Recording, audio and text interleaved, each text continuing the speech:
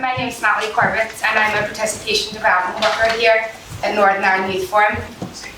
So today I would like to share with you some of my recent experiences as a community youth work practitioner and how my role seems to have evolved into supporting young people at hospital bedsides, advocating to mental health professionals for young people to receive the services not only do they deserve but are entitled to, and as a line manager and colleague trying to support staff as they express a sense of hopelessness and helplessness supporting young people who are struggling with their mental health.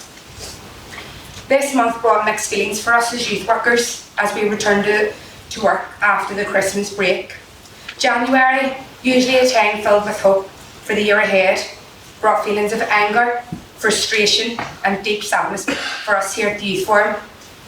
We attended wakes and funerals and at times sat for hours and hours in local hospitals comforting young people as yet again they had been denied appropriate mental health services. With heavy hearts and what felt like a dark cloud over Belfast, we talked to each other, we cried with each other, and yet we were still left with no answers as to why young people are being denied access to mental health services. When here in Northern Ireland, 45,000 children and young people have significant mental health problems, and less than 1% of the overall health budget is allocated to children and adolescent mental health services. With permission from a young person who I've been working closely with over the last few weeks, I'd like to share some of my experiences and feelings as I've tried to support them on their journey. On Wednesday the 8th of January, I was in the office with Lauren, a placement student here with us at NIYF. The doorbell went and a young person who is a Youth Forum member entered our doors. A young person who I have known for a couple of years. I immediately knew something was wrong. They had badly self-harmed and told me that they had thoughts of suicide. I rang 999 and accompanied the young person to the Mater Hospital. The Youth Forum's director met me there. The young person was given the physical medical attention they needed and was told that the mental health assessment team would be there to see them soon. The hours passed. The hospital packed with people needing to be seen and medical staff doing their very best. The young person looked at me and said, "I need to be admitted.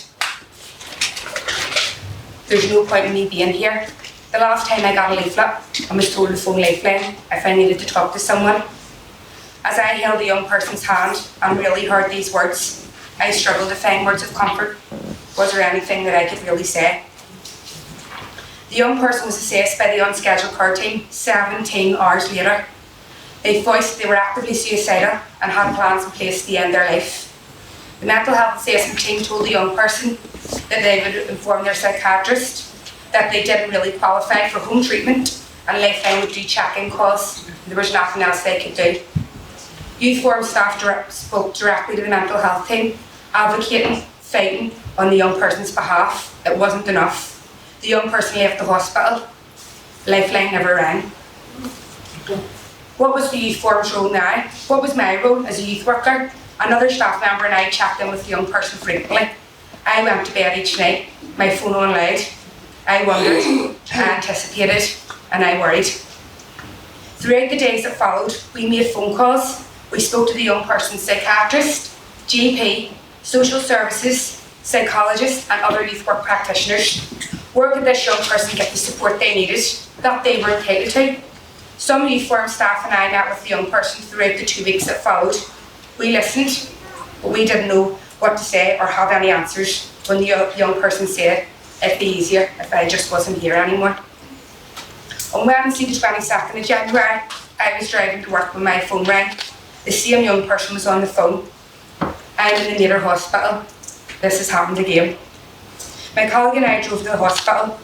As I walked down the same corridors as 2 weeks previous, I wondered what lay ahead. I didn't. I already knew. The young person sitting on a hospital bed, having self-harmed throughout the night, informed me they'd been brought to the hospital by the PSNI. They reached out to me. They hugged me tight. What could I say? We were updated by medical staff that the mental health assessment team would be on their way. The young person crying, begging for help, the same young person that had been here 14 days previous. Why am I here? They won't help me. Please make my pain stop, Natalie. 12 hours from when the young person was admitted, the mental health team assessed them again. We waited on the other side of the door labelled interview room. 25 minutes later, the young person came out. There's nothing they can do. They won't admit me. My colleague asked to speak to the mental health professionals. He explained, we were here 14 days ago. You have a duty of care. This young person is suicidal. This young person has a plan to end their own life. Let us make a phone call, they said. 5 minutes later, they called the young person back in.